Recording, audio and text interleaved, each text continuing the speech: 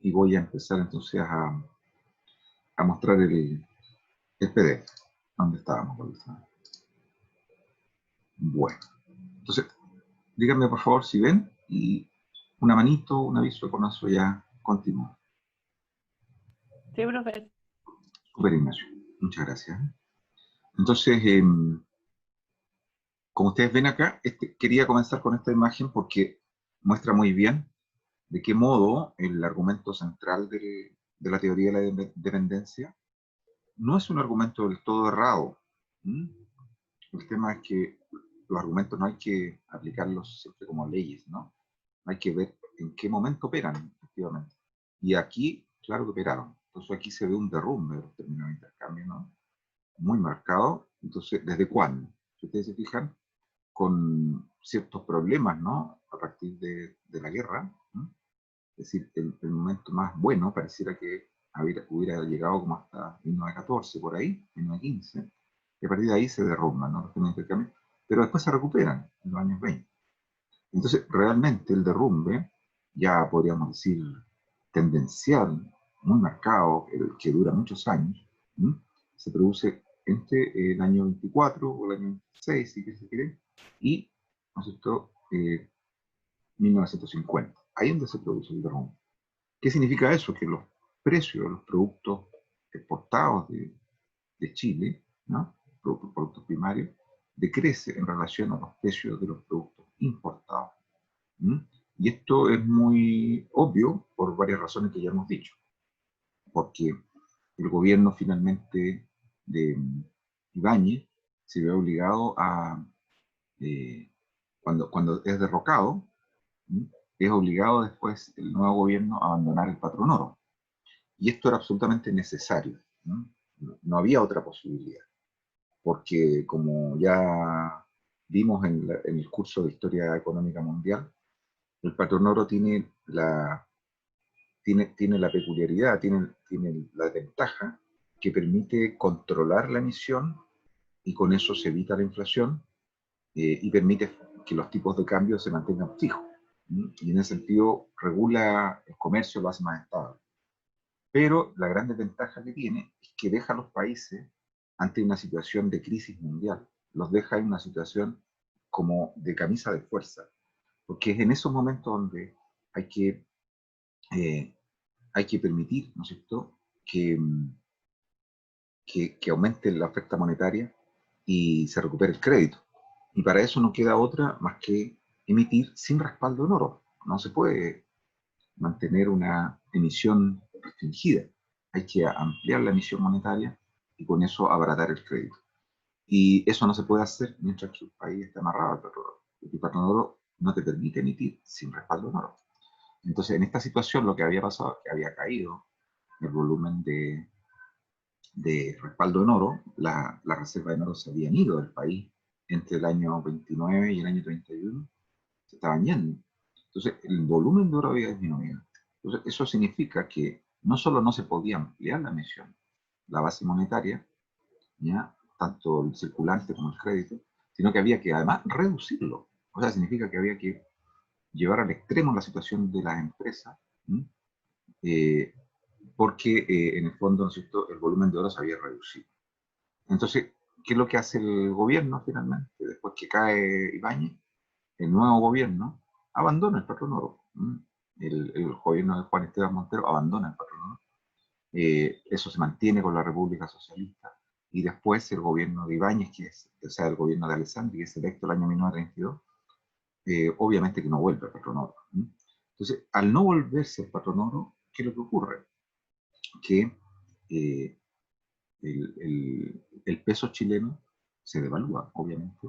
Eso es propiamente una devaluación, porque cuando tú abandonas el patrón oro, en la práctica estás permitiendo que el peso, la moneda nacional, se devalúe frente al dólar, a la libra, a todas las monedas principales.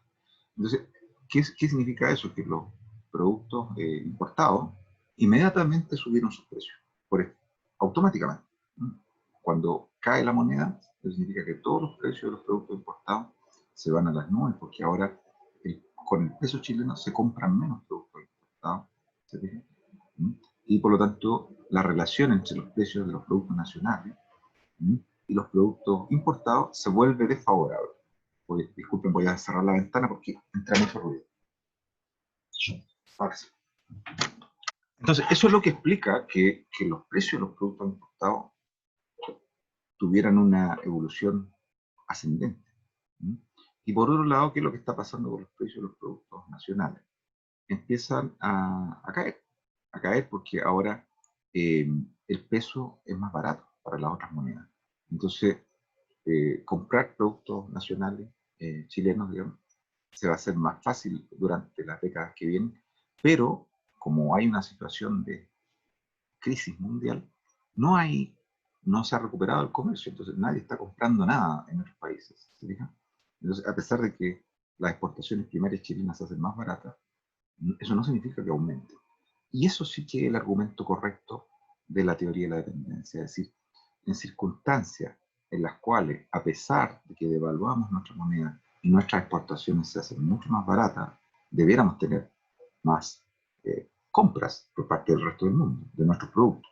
Sin embargo, eso no ocurre en una circunstancia como en una crisis mundial. Porque en una circunstancia de crisis mundial lo que hacen los gobiernos y lo que hacen las economías es cerrarse en sí mismas. Entonces, el comercio mundial se derrumba prácticamente, desaparece. Entonces, por mucho que nosotros regalemos, por decirlo así, nuestros productos a precios muy, muy rebajados, nadie los va a comprar. Entonces, eso se le llama, ¿no es cierto? Eso se le llama la inelasticidad de la demanda frente al precio. Es decir, que por mucho que baje el precio, ¿ya? La demanda permanece estática. Permanece estática, no se mueve. ¿Profe? ¿Sí? Esta devaluación como casi deliberada de la moneda chilena es, como te he dicho en otras clases, era para enfrentar esta supuesta enfermedad holandesa. Claro, recuerden ustedes, tienes toda la razón. Recuerden ustedes que hasta el año 25 los distintos gobiernos habían permitido que el peso se fuera depreciando. ¿Se acuerdan? Entre el año 80 y el año 25, el peso lo único que hace es caer. Caer en relación a la libra esterlina. Y eso se hizo no tanto para evitar una enfermedad holandesa, porque en ese tiempo no se hablaba de enfermedad holandesa, sino que se hizo con el fin de financiar mediante un fuerte impuesto a la exportación salida, el gasto fiscal. ¿Se fijan? Entonces, permitiendo que cayera permanentemente el peso, lo que se hacía en el fondo era vender más, era, era que podíamos vender más barato el salitre. Eso era básicamente. Entonces, y al hacer eso, nosotros fluían más recursos, digamos, por vía de la balanza de pago al país, y de esos recursos, muchos de ellos eran capturados por el Estado a través de un impuesto a la exportación del salitre. Y con eso el Estado financiaba el ferrocarril, financiaba las escuelas, el aparato público, todo lo que creció Chile durante 1880-1925 se hizo gracias a la renta fiscal que se capturaba del salitre. Entonces, esa devaluación, o más que devaluación, técnicamente habría que decir depreciación, una depreciación constante. Devaluación, los economistas y los especialistas en teoría monetaria más la tienden a aplicar cuando hay un sistema de cambiario fijo. Entonces, cuando tú abandonas el cambio fijo, se devalúa. Pero cuando tú tienes un sistema que no tiene cambio fijo, no aplica hablar de devaluación, más bien aplica hablar de depreciación. Entonces, lo que pasó entre 1880 y 1925, como decía, es que el peso se fue depreciando constantemente. Ahora, cuando se establece, se crea el Banco Central el año 25 y se establece y se vuelve a reimplantar el patrón oro después de como 50 años que había sido abandonado, ¿no? Ahí sí se establece un tipo de cambio fijo. El peor de todo, podemos decir. Un cambio basado en el oro. ¿Fija? Y luego, cuando el año 32 se abandona definitivamente el patrón oro, ahí hay una devaluación. Porque ahí se abandona un cambio fijo. ¿Se fijan? ¿Se entiende la diferencia? Es un poco complicado, pero con paciencia se entiende. Entonces, efectivamente, hay una devaluación. Ahora la vamos a ver entonces con detalle. Entonces, acá está. Bueno, lo primero que ocurrió antes de abandonar el patrón oro fue dejar de servir la deuda externa. Esto es lo que hoy día se conoce como un default. ¿Mm? ¿Qué significa dejar de servir la deuda externa? Bueno, hay la deuda en general se divide en deuda interna y deuda externa. ¿Mm? Eh, en ese tiempo había crecido mucho la deuda externa, sobre todo, porque recordemos que Ibáñez había permitido que la banca privada chilena se endeudara con bancos norteamericanos, pero también el Estado chileno se había endeudado mucho con bancas norteamericanas. Y con eso se había financiado esa expansión espuria, porque era una expansión basada en cimientos muy débiles, ¿m? Durante el año 27 al año 31. Entonces, esa expansión que ustedes vieron, esa especie de prosperidad que los periodistas todavía no entienden, porque piensan que es una prosperidad real, pero en realidad es una prosperidad basada en cimientos muy frágiles, como digo, eh, había dejado al Estado en una situación de compromiso externo muy fuerte. Ahora, ¿qué pasa a qué se le llama servicio de la deuda externa? Cuando tú adquieres una deuda, ¿ya? Como a usted en algún momento le ocurrirá cuando compren por primera vez su primera casa, o un auto, se fijan, en general las deudas grandes, o sea, las compras grandes no se pueden hacer sin un crédito. Hay que contraer una deuda. Entonces, esa deuda se divide en dos partes. Tiene una base, que, por ejemplo, si tú pides un crédito por una casa, digamos, la casa te sale 50 millones, esa es la base del crédito. Y a eso tú le sumas los intereses y los seguros. ¿Ya? Que si la casa valía 50 millones, en intereses durante todos los años, que supongo que sea 30 años el crédito hipotecario, por ejemplo, ¿ya? Eso te va a aumentar a unos 40 millones. Solo en intereses y seguros. ¿Ok? Entonces tenemos la casa que te vale 50 millones, más 40 millones que te salen los intereses durante 30 años que vas a estar pagando y los seguros. Entonces al final lo que tú terminas pagando no son 50 millones, pagas 90 millones. ¿Se entiende? Ok. Entonces cuando tú pagas el dividendo hipotecario, que es lo que te cobran mensualmente durante 30 años, lo que estás pagando es el servicio del crédito. ¿Qué significa el servicio del crédito? Que estás pagando una parte de esos 50 millones originales, pero también estás pagando los intereses que corresponde pagar en un mes determinado, más el seguro. ¿Ok? Entonces, el servicio es amortizar, se le llama, ir pagando una parte de la deuda basal, ¿ya? Y el servicio también incluye el pago del interés mensual correspondiente, más el seguro correspondiente. ¿Se entiende?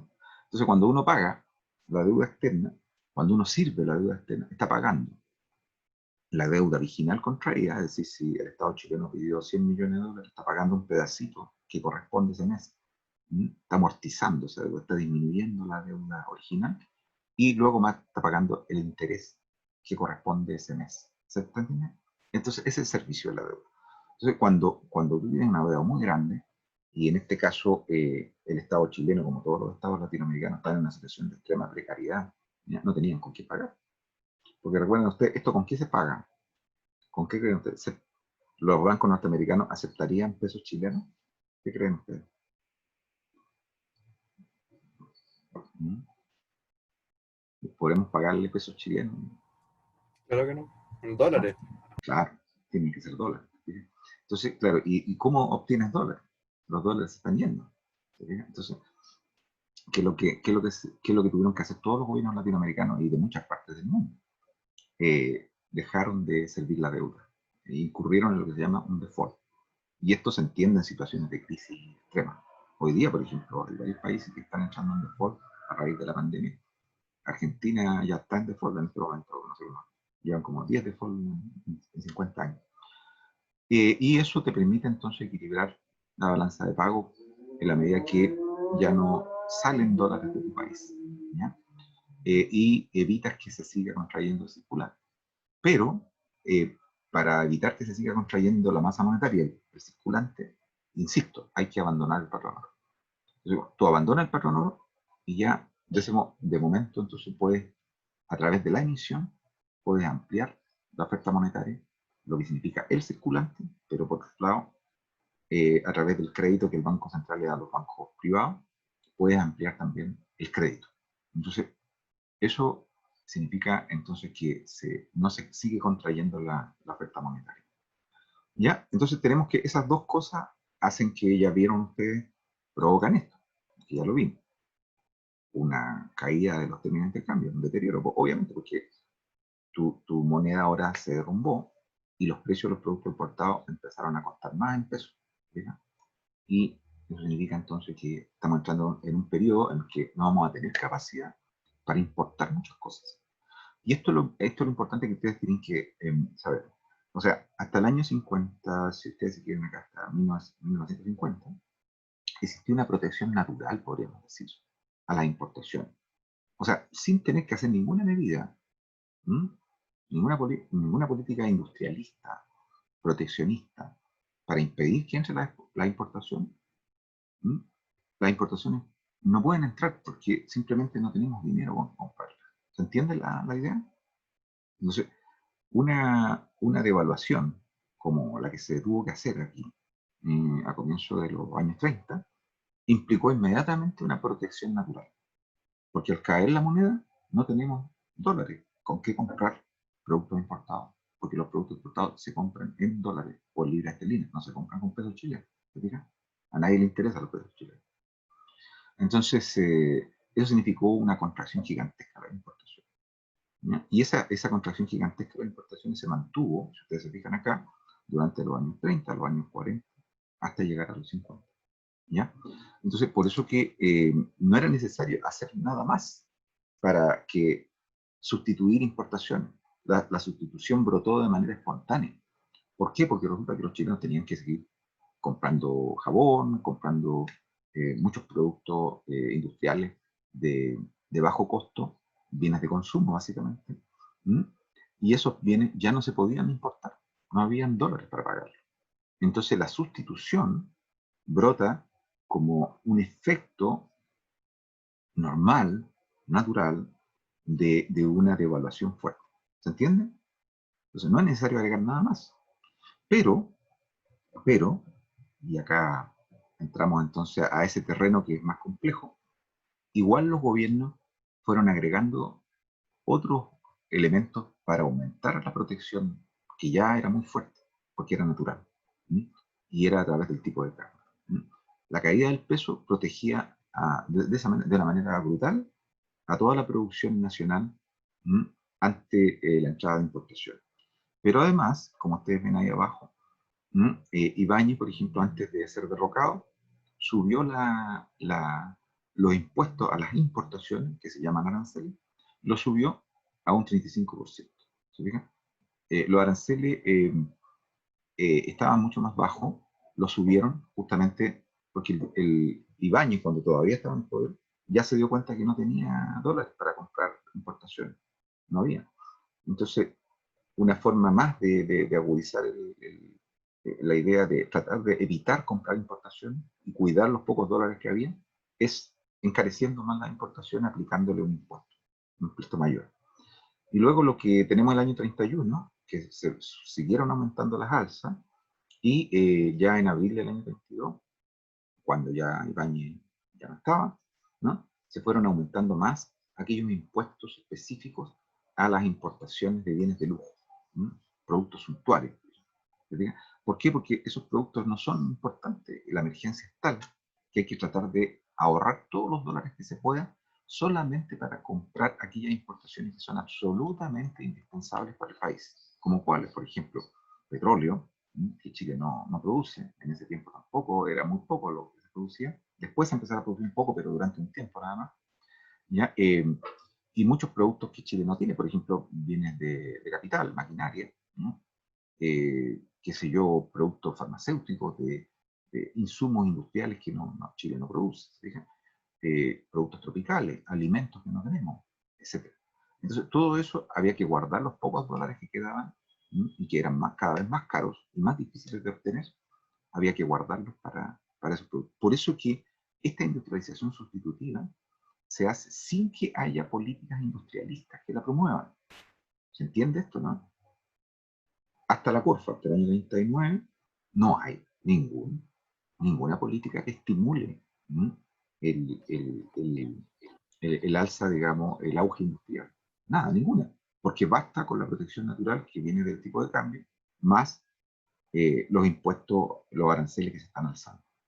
A ver si alguno de ustedes me dice si se entiende o si no lo conversamos un ratito. ¿Estamos ok? Entonces ustedes me van diciendo. Esto, insisto en esto porque no hay una política deliberada, intencional, voluntaria, que promueva la protección ni el industrialismo. No existe, todavía no existe. Eso va a aparecer mucho después. ¿No?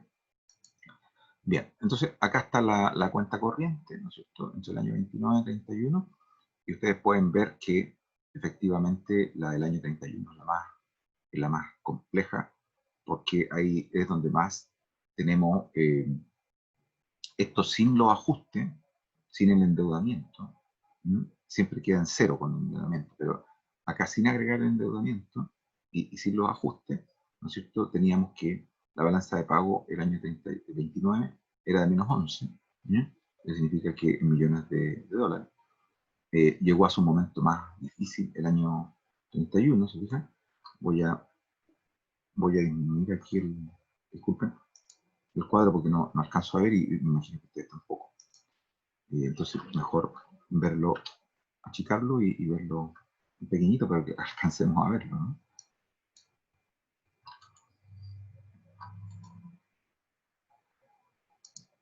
La idea es que ustedes puedan verlo y yo también. Ahí está. Entonces, ahora sí lo voy a disminuir un poquito y lo voy a proyectar mejor así. Perfecto, ahora sí. Sí, necesito que ustedes vean con claridad. Ahí está. Con los datos de Heindel, entonces, Eric Heindel, claro, efectivamente, ustedes ven que el endeudamiento tanto del gobierno como de otras deudas fueron las que permitieron ir saldando esa cuenta corriente. O sea, en la medida que la balanza de pago se hacía cada vez más desfavorable, 11, menos 13, menos 16, para volver a cero, la única forma fue aumentar, ¿no es cierto?, en el fondo, el Estado tuvo que caer en default, es decir, no pudo seguir sirviendo la deuda externa y tuvo que adquirir nuevas deudas para poder saldar ese déficit tan importante, ¿no? Que para que la balanza de pago saldara en cero. ¿Sí? Entonces, la situación era extremadamente precaria. Extremadamente precaria. Ahora, Chile no era el único país que estaba en esta situación, había muchos países, pero Chile era uno de los países del mundo que estaba en situación más compleja porque, recordemos, no todos los países del mundo habían sido tan castigados como Chile en su comercio exterior. Chile era un país extremadamente volcado hacia el comercio exterior, muy abierto, y por lo tanto, el hecho de que se derrumbaran en un 80% su comercio exterior, cosa que no ocurrió con otros países de la región, que no fueron tan castigados a esa cifra. Por lo tanto, significa que Chile tenía mucho menos recursos como para enfrentar la situación. ¿Sí? Y por otro lado, no tenía un superávit fiscal previo.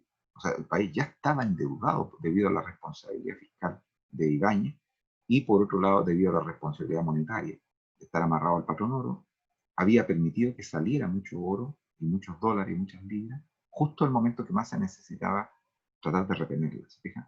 Y ahora, cuando ya se había abandonado el patrón oro, ya casi no quedaba.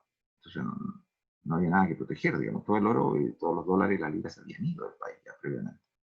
¿Se fijan? Esa es la situación, es una situación extremadamente grave.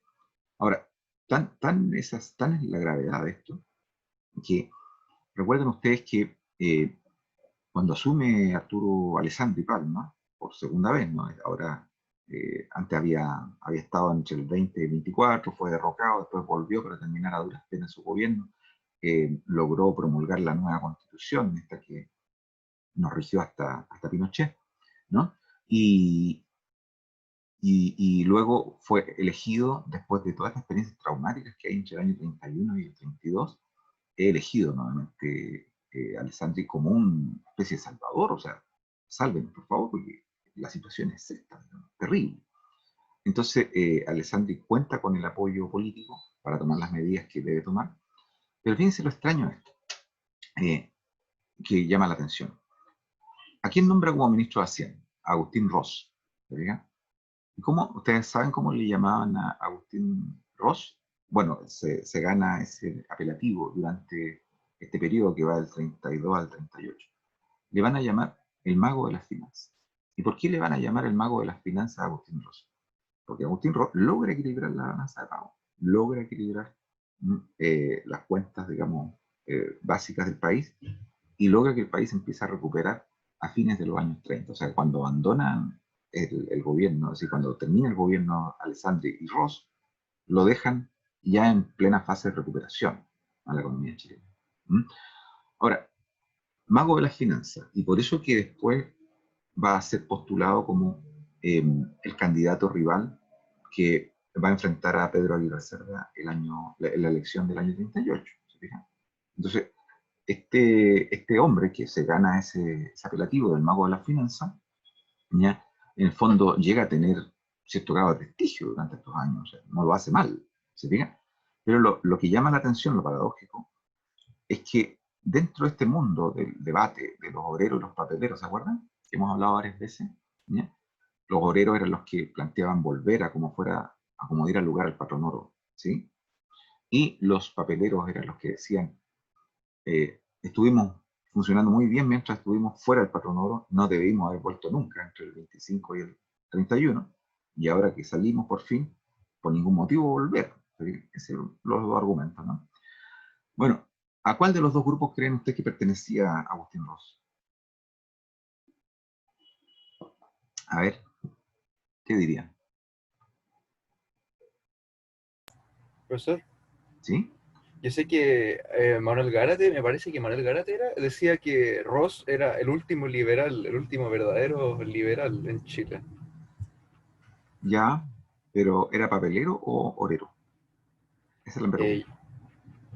sí, no sé cómo catalogarlo con eso, en ¿Qué verdad, dirías pero tú? Por intuición. eh, Atrévete, atrévete.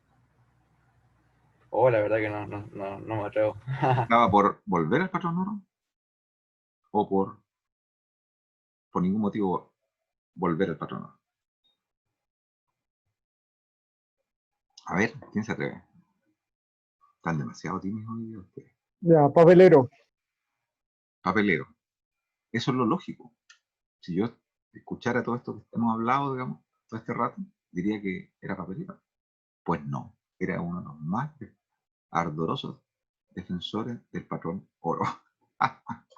Ja, buenísimo. Oiga, profe, pero ¿cuál fue el motivo de volver al patrón oro? O no sé si volvió, pero al menos respaldarlo. No, no volvió. A eso me refería, ¿te fijas? Es decir, la fama y el prestigio que él se labró durante el periodo que va del 32 al 38, que fue cuando fue ministro de Hacienda, y gracias a eso se ganó ese apelativo del mago de las finanzas, es porque el tipo, a pesar de que durante 20 años venía bregando por volver al patrón oro, fue lo suficientemente inteligente, ¿ya? Y no fanático, como algunos neoliberales, ¿ya? El año, ¿no es cierto?, 83, que los Chicago que apoyaban a Pinochet, que querían mantener el cambio fijo como diera lugar. Bueno, Agustín Ross no era tan fanático como los Chicago Boys del año 82. Por lo tanto, eh, dijo, bueno, hay cómo, o sea, no tiene sentido intentar volver al patronato, porque imagínate con la situación que se está viviendo, una crisis gigantesca, una república socialista, gobiernos que fracasan, que son derrocados, una situación de desempleo enorme. Entonces habría que estar absolutamente chiflado para intentar volver al patronato en esas condiciones. Entonces el tipo se guardó su discurso durante 30 años, ¡pum!, los metió en una cajita, por decirlo elegantemente. ¿Mm? Y hizo todo lo contrario de lo que él había pregonado durante toda su vida. Él era probablemente el mayor partidario durante los últimos 30 años del patronato. Imagínense. Profe, ¿y en qué condiciones económicas la adopción del patrón oro funcionaría? O sea, dándole un poco la venia de la posibilidad a Gustavo Ross. ¿Cuál sería ¿Cuál sería? unas condiciones aceptables para adoptar el patrón oro? Después de 1914, nunca. En ninguna parte del mundo. Ok. Ahora, si uno tuviera una máquina del tiempo y pudiera volver a un periodo en el que sí servía y sirvió porque eran las condiciones las que permiten que funcione. En el contexto donde funcionó perfecto y para muchos países, pero no para todos, solamente para aquellos que no se les caía el comercio cada rato, como los 4 grandes motores de la economía capitalista entre 1870 y 1914, es decir, Estados Unidos, Inglaterra, Francia, Alemania, en ese periodo. A esos 4 países les funcionó, pero el resto del planeta se desenganchaba cada rato el patrón. Porque, ¿qué es lo que pasa cuando se te cae el comercio? Viene una crisis como la de 1870 o 1890, ¿te fijas? No tienes dinero como para mantenerte dentro del oro, no tienes. Y al contrario, tienes que dejar que salga lo poco que tienes y eso te agudiza más la crisis interna. Entonces, la gran mayoría de los países latinoamericanos ni siquiera en ese momento le funcionó el patrón oro. Y luego de 1914, ¿para qué hablar? O sea, intentar volver al patrón oro es una completa locura, digamos, una chifladura que solo se le ocurría a un tipo como este que hablábamos la otra vez, el Milei. Pero hay que estar bien chiflado para eso. ¿Ok? Sigamos. Entonces, aquí me metí. Acá está el tema de lo que veíamos del arancel. Entonces, acá lo voy a mostrar con más detalle.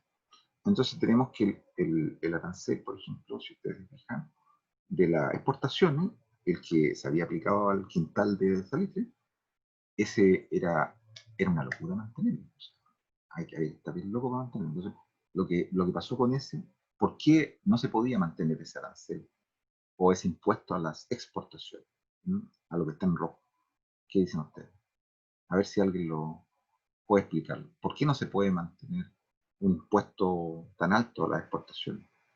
De salitre, de cobre, lo que sea. Que nadie compra. Claro, el peor momento para mantener un impuesto para eso. Si ya no están comprando, imagínate, ni salitre, ni cobre, ni nada, aunque se lo regalemos. O sea, es el peor momento para mantener un arancel alto, porque eso lo encarece el producto. Todos esos productos exportados que nadie está comprando, ¿te fijas? Más arriba, no, tú los tienes caros. O sea, lo que hay que hacer es tratar de que la gente compre. Entonces, lo que se hizo fue, como ustedes ven ahí, en esa línea roja, ir bajando el arancel a todos los productos exportados. Es lo que había que hacer. Y luego de la crisis, ese arancel se va a cero, prácticamente. Después se vuelve a subir un poquito por una emergencia probablemente, y después ya cae. ¿Sí? En cambio, fíjense lo que ocurre con la línea azul. La línea azul va subiendo antes de la crisis, entre el año 21 y 31, ya se estaba subiendo el arancel a las importaciones. ¿Eso qué está indicando? Que la vieja fuente de recursos del Estado, que había sido los impuestos a las exportaciones, estaba declinando y se estaba ya, antes de la crisis, volviendo a subir lo que era el antiguo motor de ingresos fiscales, que era los impuestos a las importaciones. ¿Bien? Viene la crisis, los dos aranceles caen, por supuesto, y cuando pasa la crisis, el único que vuelve a subir es el de las importaciones. ¿Sí? ¿Por qué? Porque ahora se entiende ese impuesto que se puso de 35% al valor de las importaciones, que lo alcanzó a poner Ibáñez antes de que lo derrocara, es porque se entiende que no hay dólares para comprar importaciones. Entonces, además de que ahora son muy caras, porque la moneda se ha depreciado, ¿ya? Se ha devaluado en realidad, ahora, además se le sube el impuesto para que cada producto importado que entra tenga que pagar un 35% de su valor, lo que hace que ese producto importado se encarezca. Y luego, que en la medida que va remitiendo la crisis, ¿se fija? El arancel fue cayendo, el arancel a las importaciones. Pero, ¿no es cierto?, luego se volvió a subir lamentablemente en los años 50, y ahí es donde viene la explicación de por qué también nuestro proceso de industrialización se paraliza, se estanca. ¿Bien? Vamos a ir para allá. Vamos a seguir entonces. Entonces, veamos ahora en términos de fiscalidad el déficit. El déficit que habíamos dicho que se había aumentado mucho, ¿no es cierto? Ahí tenemos entre un 2 y un menos 3% como porcentaje del Producto Interno Bruto. En este momento estamos en esa cifra, estamos sobre el menos 3, para que ustedes lo tengan en cuenta. No estamos en una situación de holgorio, digamos, hay que tener mucho cuidado con este déficit. Bueno, entonces se empieza a restablecer, se recupera entre 33 y 34, ahí ya empezamos a tener un superávit. ¿Cómo se logró? Subiendo los aranceles, reduciendo el gasto corriente y reduciendo la inversión en infraestructura. O sea, no había otro. Había que disminuir el gasto. ¿Qué pasa con el comportamiento de la política fiscal? Normalmente se dice que una economía es procíclica cuando sigue la tendencia general del ciclo económico. Entonces, si el ciclo económico en este momento es contractivo, lo que hace la política fiscal es seguir esa tendencia. Entonces, si está cayendo, ¿no es cierto?, el conjunto de la economía, lo que hace entonces el gasto fiscal también sigue esa tendencia, cae mucho, como ustedes ven en peso, miren, caen a la mitad el gasto fiscal. O sea, impresionante. Claro, si no había dinero. Ahora, en estos años no hay como solventar políticas anticíclicas o contracíclicas, ¿se fijan? No hay dinero. Entonces lo que se hace es reducir a la mitad el gasto fiscal, que significa que el Estado tuvo que reducir todo el gasto impresionante, de todo lo que hacía, digamos, a la mitad. ¿Bien? Y eso obviamente que aumentó el desempleo. ¿Qué más tenemos? Índice de producción. Tenemos producción minera, esto ya lo habíamos visto, la producción minera va en caída libre. La producción, fíjense que lo que menos cae es la producción industrial, lo más estable. ¿Por qué? Porque está sustituyéndose. Hemos hablado de eso, ¿no? Y luego, ¿no es cierto?, la construcción es muy golpeada. La construcción es un rubro más sensible a este tipo de situaciones, como ocurre también ahora. ¿Ya? Extremadamente sensible a la construcción. Y acá tenemos entonces los rubros ya, los sectores productivos, pero ya en una escala de tiempo más amplia, ¿no? Entonces tenemos que en el momento más bajo, ¿no es cierto?, de la economía, todos están muy castigados, pero luego fíjense qué es lo que se recupera con más fuerza y qué es lo que no se recupera. La agricultura sigue ahí en su letargo, ¿no?, hasta los años 50. Vamos a ver por qué se produce eso después. La minería se recobra ya a fines de los años 30, ¿cierto? Ahora ya no es el motor, no es el salitre, ahora es el cobre, ¿ya? Comienza a ser el cobre, y se mantiene en esa posición. Y luego lo que experimenta un cambio más espectacular es la participación de la manufactura. La manufactura es la que toma las riendas prácticamente de este periodo de la economía durante este periodo. Se eleva cada vez más. Y esto es producto de, ya ustedes lo saben, de la sustitución espontánea, producto de la evaluación, luego de la aplicación de impuestos a la importación. Esas dos cosas se juntan para que el efecto sustitutivo sea mucho más fuerte, ¿no? Entonces acá tenemos una sustitución cada vez mayor, y eso es lo que está llevando a que esta industria doméstica esté reemplazando los productos importados. Entonces acá tenemos índice, no vamos a estar. Los índices también. Okay. Son formas distintas de mostrar lo mismo. Acá está mostrado en números índices. En el fondo es más o menos lo mismo. ¿Qué pasa con el empleo y los salarios? Bueno, evidentemente, ¿no es cierto?, el empleo tuvo una contracción gigantesca, ¿no? Entonces acá tenemos, por ejemplo, ya en esta época se empiezan a hacer las primeras mediciones de desempleo. Recordemos que desempleo no se calculaban, porque no había una cuantificación de la población activa, es decir, de la fuerza de trabajo, es decir, cuánta gente quiere y anda buscando trabajo, ¿no? Eso no se cuantificaba. Entonces, lo que se cuantificaba eran puestos de trabajo, cuántas personas estaban trabajando realmente, pero no se contabilizaba cuántas personas están buscando. Entonces, al no tener ese dato, no había cifra de desempleo antes de este periodo. Pero ya en esta época, y justamente a raíz de lo que está pasando en el mundo, la OIT, la Organización Internacional del Trabajo, empezó a elaborar las primeras estadísticas de desempleo, con los pocos datos que hay. Ahora, lo que se sabe es que los puestos de trabajo cayeron de una manera muy fuerte, ¿no? Yo mostré en mis datos de mi libro cómo cayeron a lo largo de la década del 20, en las crisis menores que hubo en los años 20, ¿no? Pero aquí la caída fue mucho mayor. Entonces, por ejemplo, tenemos que la desocupación fue aumentando en enero del 31, enero del 32, ustedes se fijan, en noviembre ya las cifras eran mucho mayores, y eso significó que se empezaron a buscar medidas de absorción del desempleo, como por ejemplo la creación de un programa de lavaderos de oro, que en realidad generaba muy pocos ingresos, pero permitía ocupar a un número de 32.000 personas, por ejemplo, se fijan, se van aplicando esas medidas. ¿Ya? Aquí se produce una migración masiva a la zona central, especialmente a los grandes centros urbanos, especialmente desde las salitreras y desde los puertos del norte, que ahí es donde se produce una mayor, ¿no es cierto?, desocupación, ¿ya? Pero también esos lugares que recogen a la población durante ese periodo, no es la primera vez que lo hacen. Ahí se equivoca Bernardo de la Maza, súper equivocado. No es la primera gran inmigración. Hubo otras, varias antes. Y de este tipo, por desempleo. Y por otro lado, ¿no es cierto?, se empiezan a tomar medidas para... Esto es lo que lleva para evitar el conflicto social.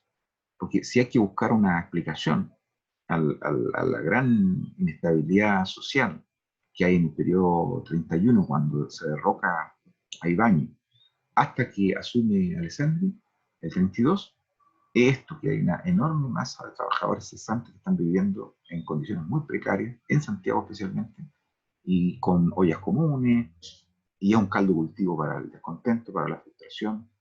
Entonces, ustedes ya saben cómo funciona eso. Entonces, se multiplican todas las manifestaciones, los encuentros callejeros, digamos, las luchas callejeras, todo eso está en pleno auge debido a esta situación. Y obviamente que, ¿qué pasa con el salario? El salario, obviamente que, si ya el salario, el año 29, recordemos, según mi estudio, el salario del año 29 era alrededor, en el mejor de los casos, la mitad del salario real de 1904. En el mejor de los casos, en algunos casos era un tercio del salario de 1904. ¿Ok? Entonces, si en el mejor de los casos el salario de del trabajador chileno era la mitad de lo que había sido, el año 29 era la mitad de lo que había sido el año 1904, al caer a otra mitad el año 33, lo que pasa es que el salario del año 33 es la cuarta parte del salario de 1904. Eso es. Esa es la caída. Esa es la magnitud de la caída del salario real. Entonces, por eso que es tan catastrófica la situación, y por eso que hay tanta violencia, por eso que se crean la milicia, ¿se acuerdan? ¿Cómo se llamaba? La milicia republicana. Pues, había una situación de desborde total, digamos. Y esto no era muy distinto a lo que estaba viendo en otros países del mundo. Recuerden que en estos años los nazis obtienen el mayor voto en el Parlamento alemán, en el año 31, antes de que sea elegido Hitler. De hecho, el voto nazi es mucho mayor el año 31 y el 32 que el año 33. Ahí la derecha pensó que iban a poder manipular a Hitler y al final Hitler terminó manipulándolos a ellos, pero Hitler llega al poder con menos votos de los que tenía el año 31, el 33. Entonces, esta situación era universal, digamos, había entre un 20, 25, un 30% de desempleo estimado en casi todos los países del mundo, y los más golpeados estaban sobre el 30%. ¿Bien? Bueno, y aquí tenemos entonces qué es lo que pasa con la desigualdad. Entonces, si la situación era esta, ¿no? Recordemos lo que hemos visto hasta ahora. Entonces, si entre digamos, fines del siglo XIX, pongamos 1880, 1890, y 1904 la desigualdad había venido cayendo, recordemos que este es el coeficiente de Gini. Entonces, mientras más cae, más cae la desigualdad, o sea, hay menos desigualdad. Entonces, cayó la desigualdad en la medida que subían los salarios, ¿se acuerdan?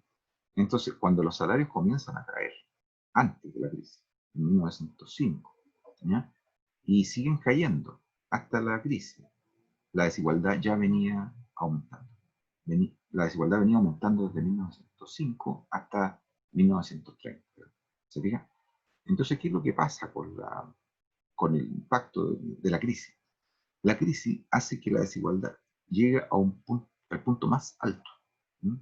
Que llega aquí en 1934, que coincide con la caída de los salarios.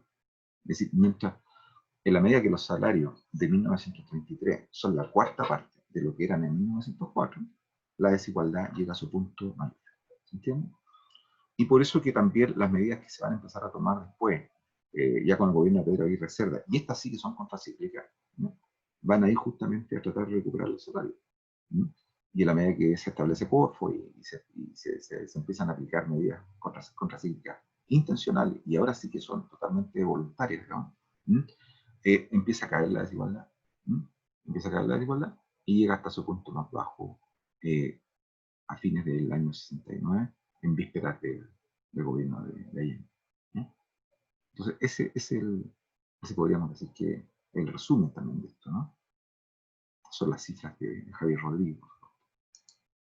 Entonces tenemos, bueno, Ibáñez cae, impopular, hay una respuesta represiva, hay Ibáñez, ¿no es cierto?, antes de caer, aumenta la represión, hay movilizaciones en las calles, la FECH y la FEU se movilizan, hay un estudiante y un profesor que son asesinados, en julio abandona el poder y se asila en Argentina, Ibáñez, asume Montero que recorta los salarios, siguen cayendo los salarios a los funcionarios públicos, hay un motín de la escuadra en Coquimbo, ¿m?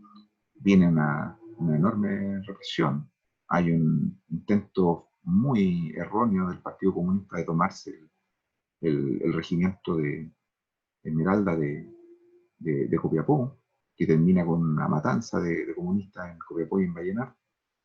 Viene un golpe de Marmaduke Grove, o sea, aquí ocurrió de todo. ¿M?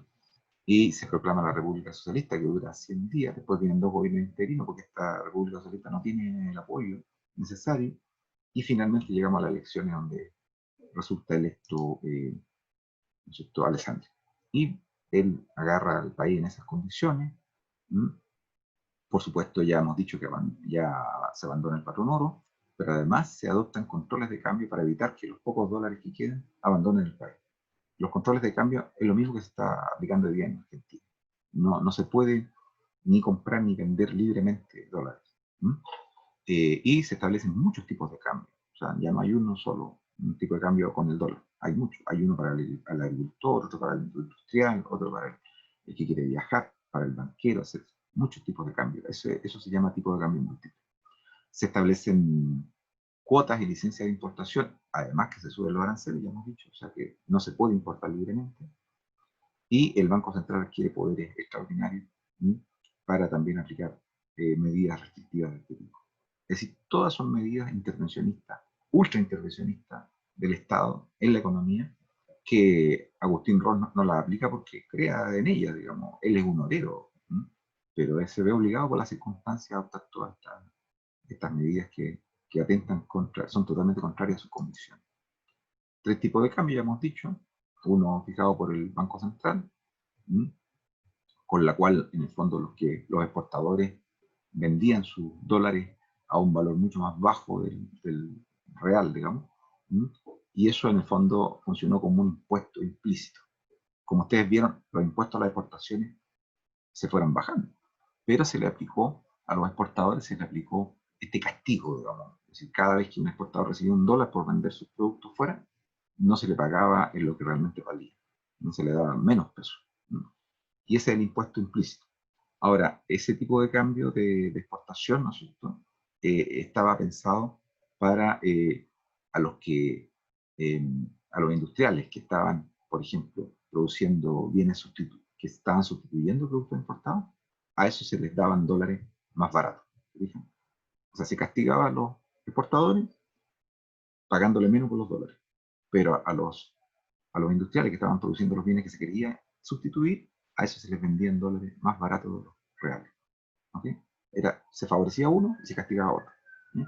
Y el tipo de cambio libre, ¿ya?, era, en el mercado negro era tolerado, y había una diferencia bastante importante ahí que ustedes pueden ver de 25,5%. Hay una recuperación a medida que los países se van poniendo de acuerdo para digamos, suspender el pago de la deuda y recuperar el comercio, ¿ya? Y va creciendo, como hemos dicho varias veces, la industria manufacturera, sustituyendo de esta manera, sin planificarlo. Fue el sector menos afectado por la crisis y recibe impulso por la devaluación, primero que nada, por la protección arancelaria y por la incorporación de medidas para arancelarias, que son las cuotas y las prohibiciones. O sea, por ejemplo, una forma de castigar las importaciones es aplicándole aranceles, que aumentan el valor del producto. Pero la otra es simplemente prohibiendo ciertos tipos de importación. Por ejemplo, yo no quiero que se gasten los pocos dólares que hay en importar whisky. Entonces yo prohíbo la importación de whisky. ¿Se fijan? Esas son medidas para arancelar. Y claro, los pocos dólares que habían también se trataron de dirigir a obras públicas, las pocas que se podían realizar en construcción, para justamente emplear alguna mano de obra, a pesar de que los resultados fueron, como ustedes vieron, muy escasos en eso, por lo menos hasta fines de los años 30. Entonces, vemos que en general todas las medidas fueron establecidas en un marco de crisis gigantesca. La industria fue un apoyo natural, no fue una política buscada. Fue el sector más dinámico y fue el que reaccionó con más rapidez a las medidas que se querían implementar. Para eso se pensó que la industria tenía un potencial que había sido suspendido durante la Primera Guerra Mundial. Recuerden que la industria venía siendo un actor importante desde fines del siglo XIX, por lo tanto se podía usar. Y todo esto mucho antes que surgiera la Corfo. Por lo tanto, cuando llegamos al debate presidencial, con miras a la elección del año 38, se fijan, todo este camino de recuperación parcial ya había sido recorrido y se había dado pie a un industrialismo, pero no inducido intencionalmente, sino que como producto de las circunstancias, como respuesta a la emergencia.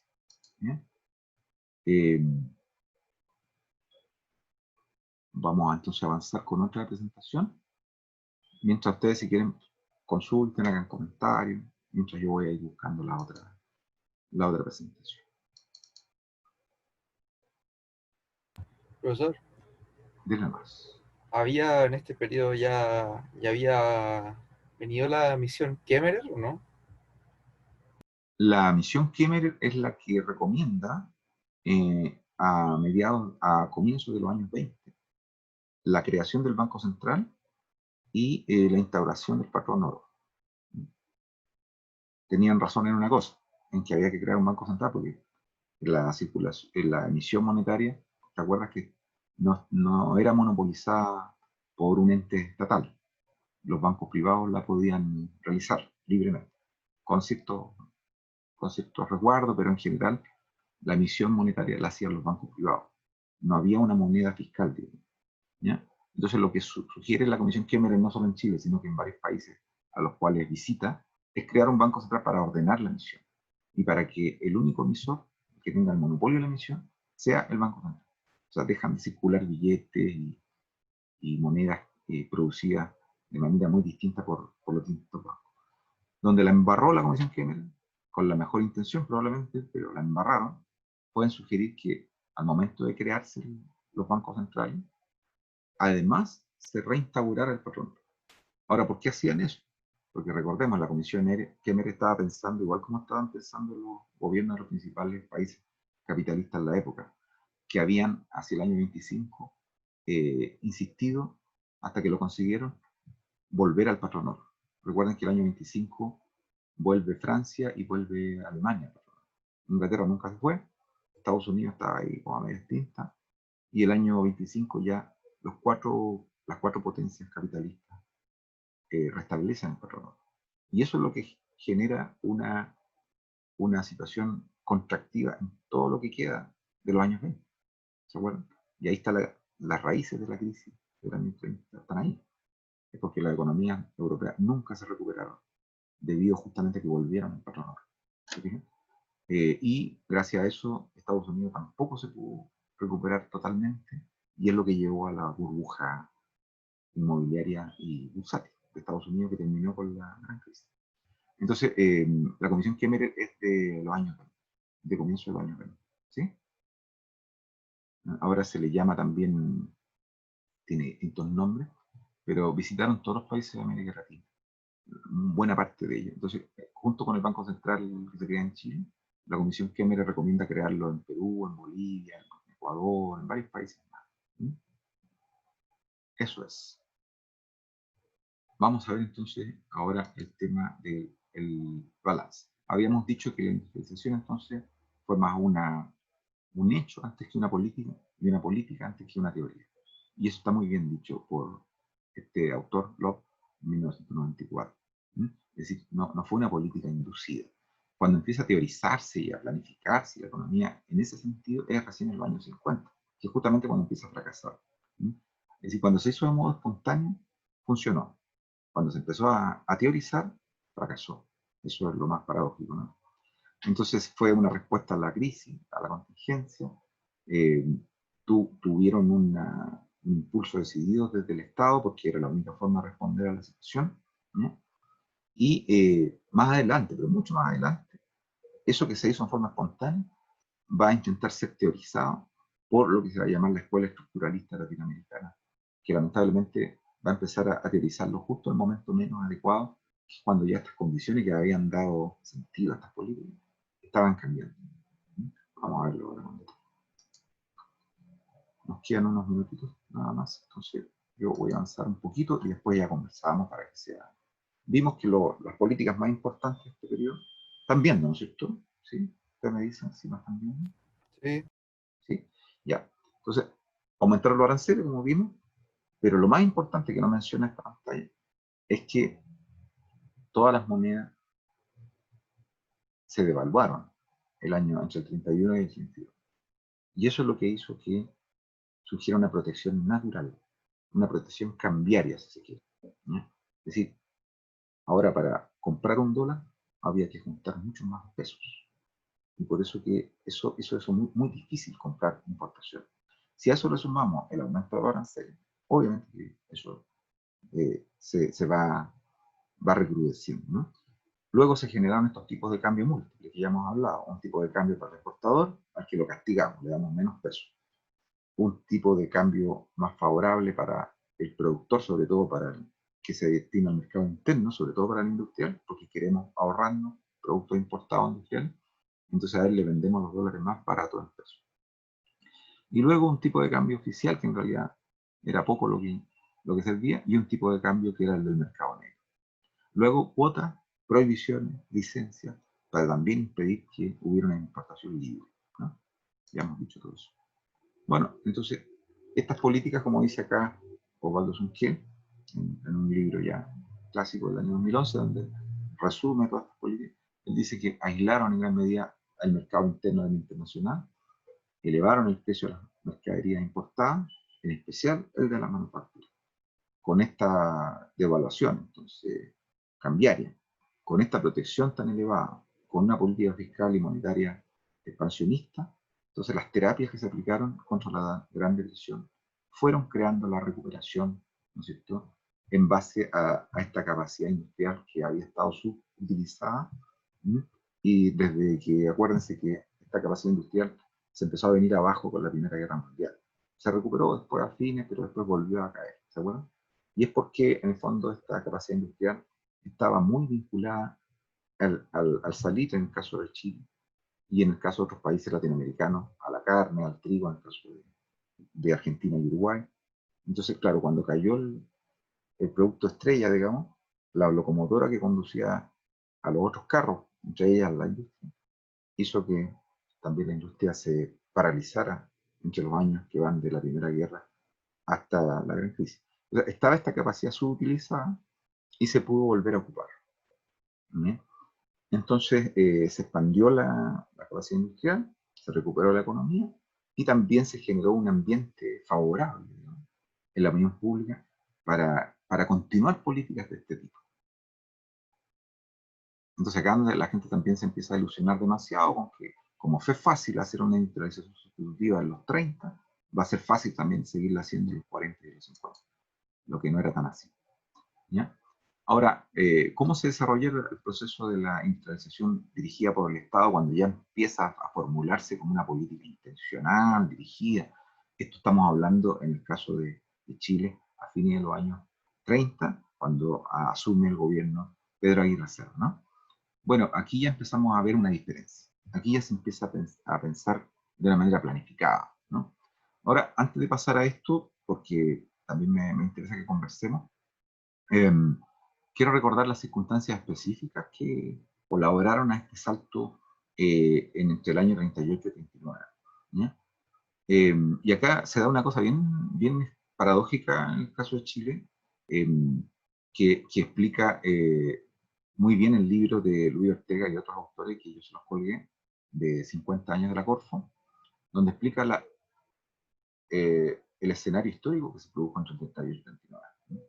Porque acá ocurrió lo que podríamos llamar en economía, historia económica, se habla de un cisne negro, ¿no? Que es un poco como esta pandemia, que algo que fue un factor que lo transforma todo, que es muy espurio, porque tampoco tiene efectos de largo plazo.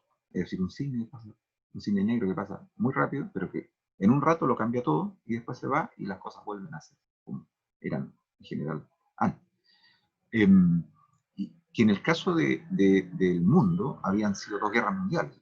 Las dos guerras mundiales cambiaron en gran medida todo lo que estaba pasando en la economía, pero en el caso de Chile, normalmente es una cosa muy extraña, son los terremotos. ¿No? Y lo que ocurrió el año 38, digamos, con el terremoto de Chillán, perdón, el año 29, fue que efectivamente sorprendió a un gobierno recién electo, ¿no? Además por un frente popular, en el que participaban comunistas y socialistas, más los radicales que eran los que ponían al gobernante, en este caso Pedro Aguirre Cerda, que además no era un gobernante muy cercano a la izquierda, era como el más de los candidatos de esa época dentro del Partido Radical, era los que se les consideraba más de derecha, digamos, a Pedro Aguirre Cerda. ¿Mm? Mucho más cercano era Gabriel González Videla, al Partido Comunista y a la izquierda. Sin embargo, electo él, que era abogado y profesor, ¿no? Había sido profesor también. Era un hombre que, sin embargo, había estado en Europa, había visto el crecimiento industrial en los años 30 de la mano de los proyectos tanto de Mussolini, después de Hitler, y también había visto desde lejos la planificación socialista. Entonces, él creía en la planificación económica y creía que la industria debía desarrollarse como un proyecto de país, no solamente para enfrentar estas circunstancias específicas. De manera que entonces, que a pesar de que era un hombre, digamos, no era de izquierda, no era muy de izquierda, ni mucho menos, pero él entendía que esto debía ser retomado. Además que pensemos que en los proyectos industrialistas, tal como lo explican en ese libro Ortega y otros, ¿no? En realidad venían desde la época de Ibáñez, incluso. Ibáñez desde el 27 al 31, aunque muy mal planificado, porque vemos que cometió errores muy grandes Ibáñez, con el equipo económico lo, que lo asesoró fue muy equivocado, ¿no? Porque se endeudó y se mantuvo dentro del patronor en general. Pero en otros aspectos, Pablo Ramírez, por ejemplo, que había sido ministro de Hacienda de Ibáñez, había aconsejado desarrollar planes de, de diseño productivo en varias áreas productivas, en la industria, en la energía, en la agricultura. ¿M? Entonces, estos planes de desarrollo sectorial venían desde los años 20. Alessandri también en su primer gobierno, que fue muy accidentado, recordemos, también había venido elaborando ideas de este tipo. De manera que entonces que cuando va pasando la crisis y ahora asume Pedro Aguirre Cerda, se retoman muchos de esos planes que habían estado en carpeta, guardados, o que habían tenido que ser guardados por las circunstancias, se retoman muchos de esos planes y se comienza de nuevo a tirar líneas acerca de posibles desarrollos productivos por sectores, y donde la industria tenía un rol fundamental. Pero, sin duda, que todo esto, y vuelvo a decir, estos son dos cisnes negros de alguna manera. La elección de Pedro Aguirre Cerda en alguna medida fue casual. Y recordemos por qué. Los votos del Partido Radical, comunista y socialista no bastaron para elegir a Pedro Aguirre Cerda. Y acá viene una cosa muy extraña, cosa que ocurre muy de cuando en cuando, muy paradojal, y es que Pedro Aguirre Cerda le logró ganar a Agustín Rossi, recuerden, el candidato mago de las finanzas, por una pequeña diferencia que fue aportada por quiénes, por los nazistas, el voto de los nazis, es decir, no de los nazis alemanes, de los nazistas chilenos, comandados por González Formares. Ahora, ¿por qué los nazistas chilenos, que odiaban a los comunistas, que no se querían ver con ellos, ¿ya? Y a la izquierda en general, y que propugnaban un gobierno de derecha, ¿sí? ¿Por qué ellos habrían querido votar en favor del Frente Popular, sumar sus votos al Frente Popular y no votar a favor de Alessandri? ¿A quién se le ocurre? A ver.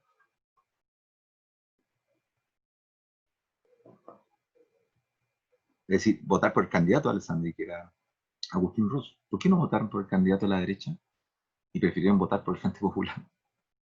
A ver, muchachos, esto no es historia económica, ¿eh? Así que no me digan que no lo saben. Porque... La matanza, seguro obrero. Bien, Renzo. ¿Por qué los nazistas no apoyaron a la derecha? Al candidato de Alessandri, que era Agustín Rossi. ¿Por qué? ¿Quién Porque dio la orden? el gobierno lo había mandado, supuestamente lo había mandado a matar. Así es. Alessandri, de eso está documentado. Alessandri, cuando ve que se toman la casa central de la Universidad de Chile y después muere un carabinero y llegan los muchachos, otro grupo estaba en el edificio Seguro Obrero, y después llegan los carabineros, los conducen a los que sacan de la Universidad de Chile, los llevan al edificio Seguro Obrero, Alessandri estaba aterrorizado.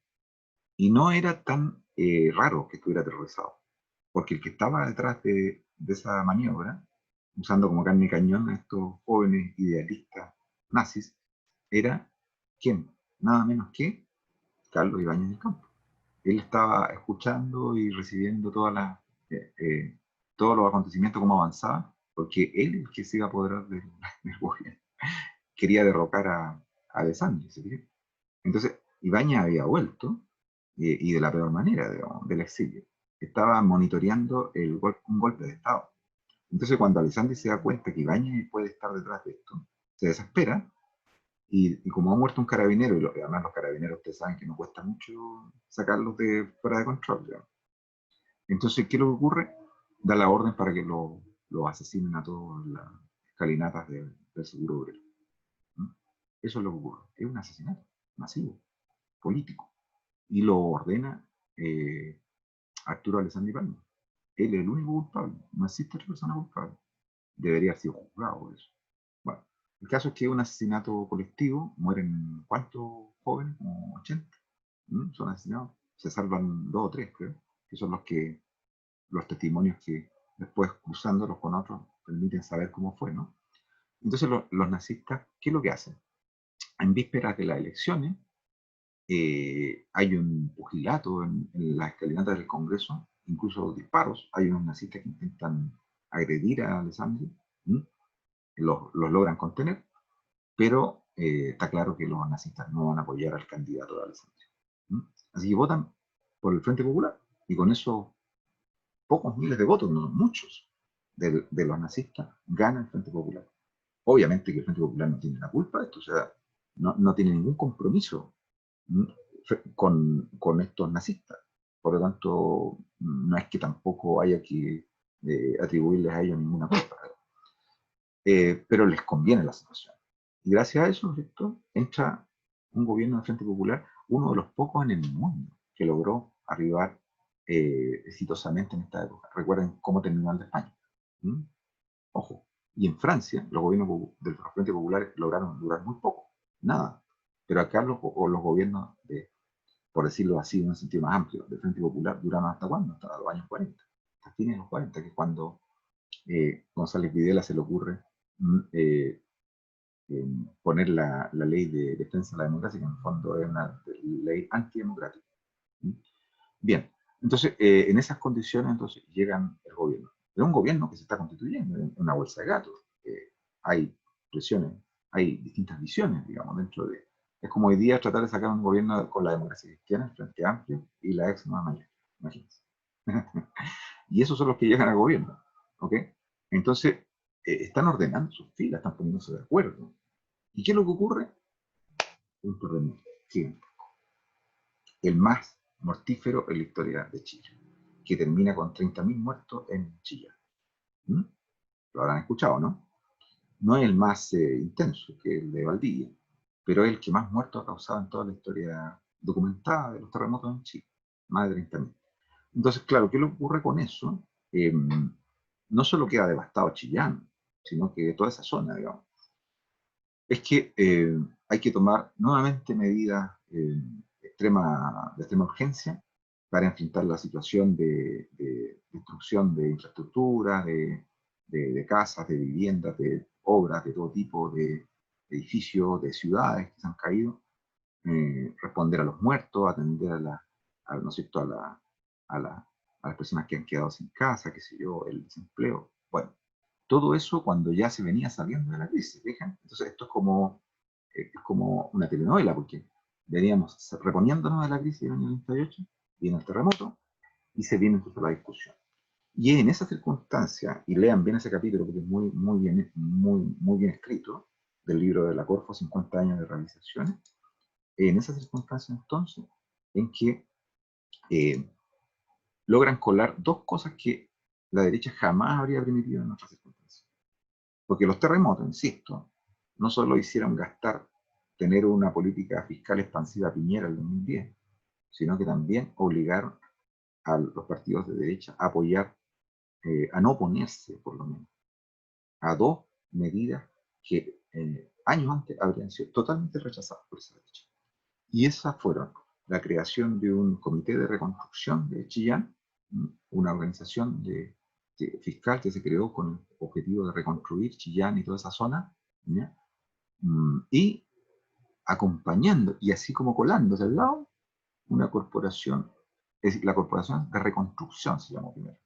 Y al lado, así como acompañando, así como un apéndice, Corporación de Fomento, que apoyaría a la Corporación de Reconstrucción. ¿Se fijan?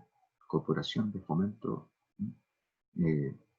que tenía un rol más bien secundario en relación a la Corporación de Reconstrucción. Eso está muy bien contado en ese capítulo, léalo, que es espectacular. ¿Se fijan? Entonces, y es ahí cuando se empieza a crear una institucionalidad que le da un sentido ya más intencional, consciente, estructurado a las políticas de industrialización en Chile, que hasta ese momento eran más bien espontáneas. Bien. Y creo que lo voy a dejar hasta aquí porque ya después podemos ver el martes próximo, podemos ver la Corfo con más detalle y ya empezar a ver los problemas que empiezan a sumar. Pero me interesa también escucharlo porque es más entretenido, uno se entretiene más dejando de hablar. Así que voy a dejar de compartir y si pudieran ponerse un ratito que fuera, chiquillos, las cámaras para verlo, para saber que están ahí, no estar solo como en una sesión de espiritismo. Por lo menos cuando pregunten, muéstrense un ratito y después si quieren se apagan. Es para verlo, hola, ¿qué tal? Es que para saber que estoy en contacto con seres humanos. ¿Profe? Hasta aquí, muchachos, díganme. Ya le voy a poner la cámara para darle una Un ratito. Sí. Profe, la clase pasada dijo que iba a subir un texto y no recuerdo, no retuvo el título. Mejor, Ignacio, lo lamento. Parece que tienes problemas de conexión. Con dolor, con dolor en mi alma, ¿quieres desconectar? ¿No lo recuerda? Apaga la cámara un ratito, Ignacio, para escuchar. Ya. Apágala, no. Sí, porque se cortó. Y ahí te escucho. No, la pregunta, no sé si la... Perfecto. Era Repítela, sobre el ¿no? texto que... Sí, era sobre el texto que había mencionado al final de la clase pasada, que le quedó, lo había sugerido un compañero, creo, pero Sí, no retuve el... Era el texto de Los Señores de las Finanzas. Sí, lo subí. Ah, ese.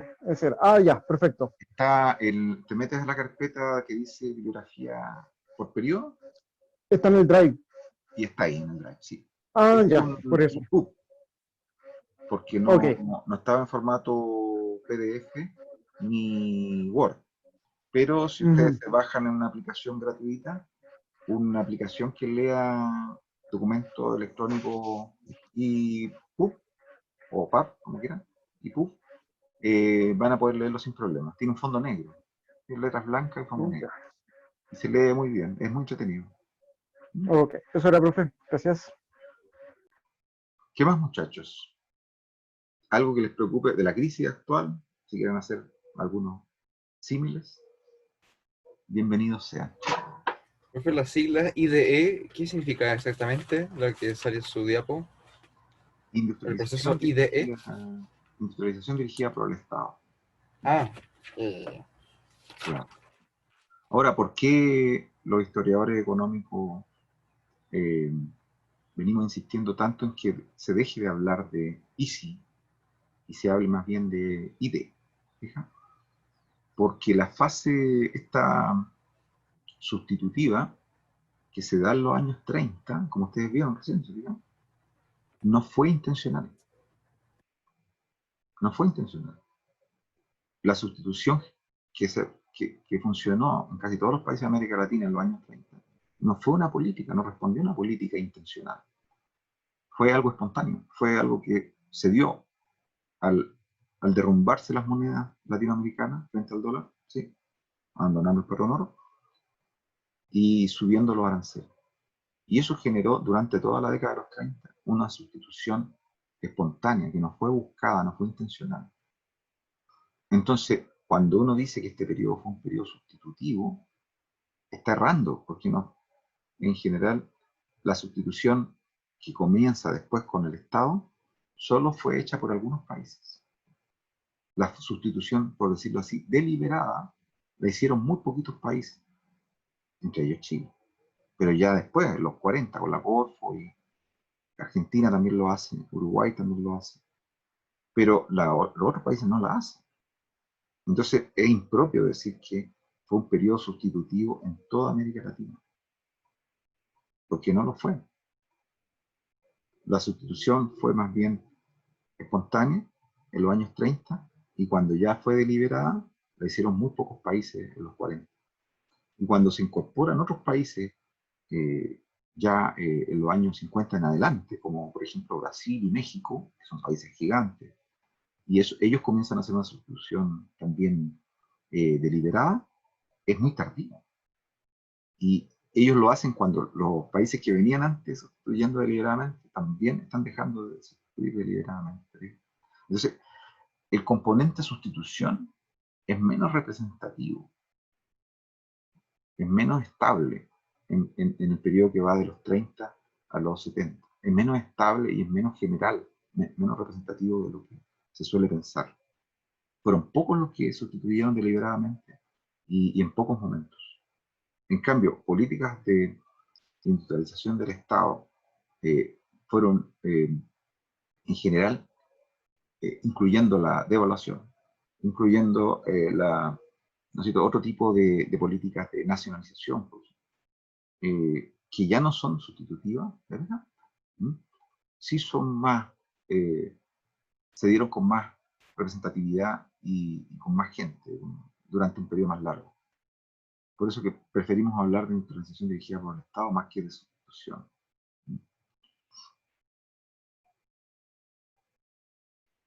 ¿Qué más? Denle nomás, muchachos. Nos quedan todavía unos minutillos. Profe, y a partir de estas rémoras de conceptos que no están tan bien actualizados en la historia, ¿qué otras disonancias se notan, se han notado en su De lo que hemos experiencia? visto hasta ahora con lo que se suele decir. Bueno, ustedes vieron ya, pues, o sea, de partida no hay una industrialización, la industrialización no nace con la voz. Eso es como la disonancia más fuerte.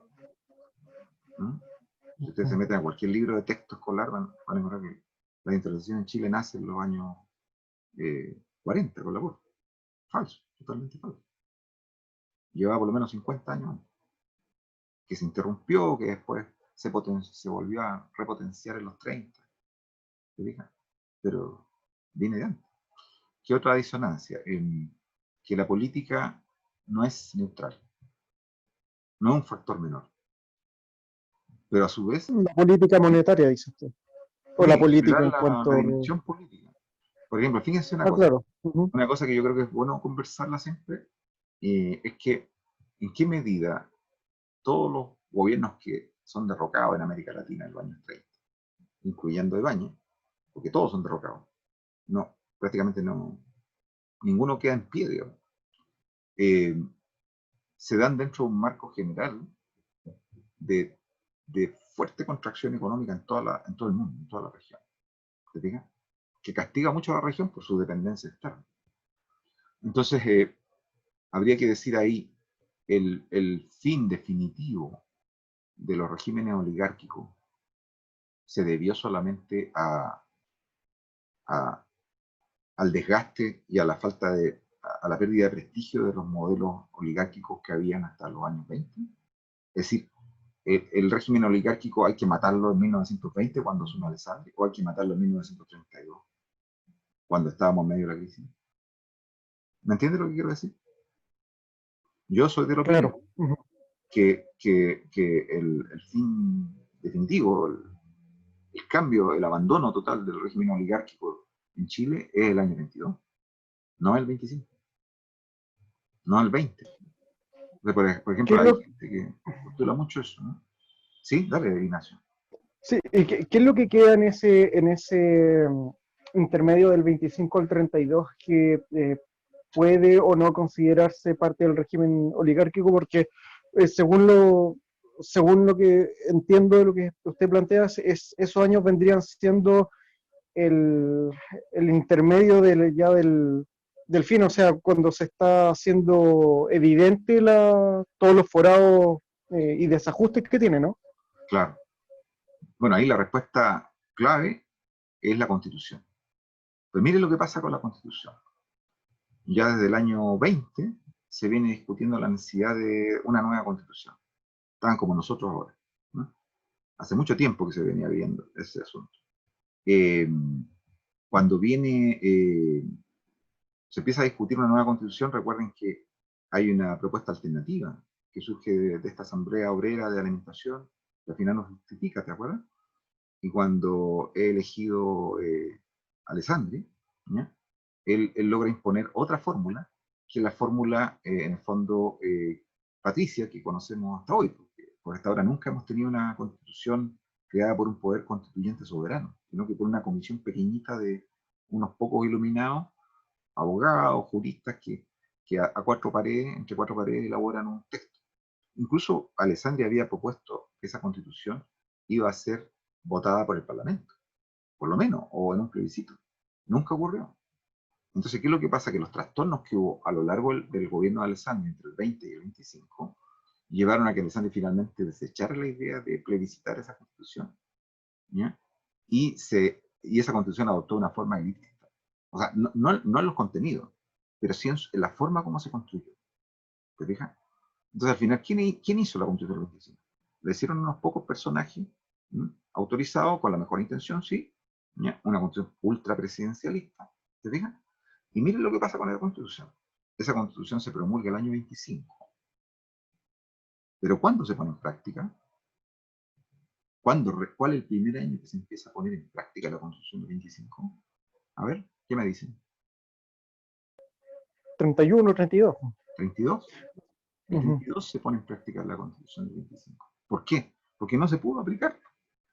Porque vino el golpe que sacó a Alessandri, después vuelve Alessandri, Después asume Montero, después viene Montero, después viene la Grobe. dictadura de Ibáñez, después viene todo esto que hemos hablado, la República Socialista, mil experiencias de todo tipo. Por lo tanto, solamente la Constitución se puede aplicar el año 32. ¿Se fijan? Entonces, ¿cuándo muere el régimen oligárquico? El año 32, cuando se empieza a aplicar la Constitución del 25. ¿Se entiende? Es como la discusión que tenemos hoy día entre los que pensaban que haciéndole algunos ajustes a la constitución de Pinochet, ilegítima, ¿m? Autoritaria, donde la mayoría de la gente no se sabe qué es lo que votó, ¿m? algunos cantaban victoria y diciendo, se acabó la transición, ¿para qué seguir profundizando las reformas políticas? La gente no le interesa, el chileno es aspiracional, lo único que le interesa es el dinero. Entonces esa clase media lo único que quiere es tener dinero y consumir. Por lo tanto, si ya le logramos introducir varias reformas a la constitución de la dictadura con el acuerdo con la derecha del 2008, ¿para qué ¿Para qué seguir más? haciendo cambios? Ujú, ¿Para qué más? claro. No, si ahora se terminó la transición y la intentaron matar por segunda vez a fines de la década del 2000 y después por tercera vez con este gobierno actual. ¿Para qué vamos a seguir profundizando los rasgos democráticos de nuestro sistema político? ¿Mm? Y ya ven ustedes, vamos a arribar por primera vez un proceso constituyente histórico, donde va a ser la gran mayoría de la población la que va, a través de sus representantes directos, pero no mixtos, ¿no? Los que elaboren el texto, la Carta Fundamental. La primera vez en nuestra historia. Nunca hemos tenido un proceso así, nunca. Es algo inédito. Entonces, ¿cuándo termina un régimen en el ámbito político? ¿Cuándo comienza a descalabrarse? ¿Y cuándo se termina por cerrar un ciclo que culmina con la guinda política? ¿Se fijan? Entonces tenemos que entre el 20, o podríamos decir desde el 14, se termina de caer el modelo económico, entre el 14 y el 32, y entre medio se derrumba el sistema político, y finalmente se entrecruzan las dos tramas, y aparece un nuevo modelo de sociedad a partir de los 30. Entonces hay una conversación ahí compleja entre el ciclo político y el ciclo económico, que también la estamos viviendo ahora, Sí, pero con rasgos diferentes. sí, yo creo que uno de los, escuchando a sectores de lado y lado, creo que una cuota de escepticismo frente al proceso tiene que ver con esas extrapolaciones de conclusiones políticas que se pasan a la economía. ¿No le parece? O al menos yo tengo esa impresión. Sí, que Por favor. aquí me voy a jugar y con Dale, cierta... dale. Sí, ya, perfecto. Que creo que en particular esos ciclos no resueltos en la política chilena, eh, como todavía tienen esa carga emo- emotiva y política no resuelta, eh, se- terminan tocando otras áreas que no necesariamente están tan estrictamente vinculadas. Por ejemplo, se hace la caricatura sobre el régimen de, o las características no democráticas de la constitución actual, llevan a hacer propaganda sobre ciertos descalabros económicos que son coyunturales y se termina, insisto, extrapolando ciertas conclusiones desde la historia política, desde la historia social, al plano económico, por ejemplo. Ah, sí, tienes toda razón en eso. Lo, Y es un lo estoy enorme... tratando de poner suave, pero... No, no, está bien. Y qué bueno que lo digas, porque esa es otra de mis batallas actuales, digamos. Por un lado, lograr que la gente se tome en serio y con mucha responsabilidad este proceso constituyente, porque hay que hacerlo bien. No podemos meter la pata como lo hemos hecho otras veces. Y tenemos que estar todos muy bien claros en eso. Pero por otro lado también, para la otra batalla que es importante es que las expectativas hay que, hay que ser responsable de las expectativas. No cultivar expectativas infundadas. Porque en este momento, a ver, como tú lo has dicho, eh, el desgaste y el quiebre, la pérdida de legitimidad de este régimen político está básicamente dada en lo político. Porque es lo político lo que impide que el Estado se haga cargo de su responsabilidad. Es lo político lo que permite los abusos y la concentración empresarial. ¿Te fijas? Es lo político lo que impide que haya un Estado acogedor y solidario. Es lo político lo que mantiene la desigualdad tal como está.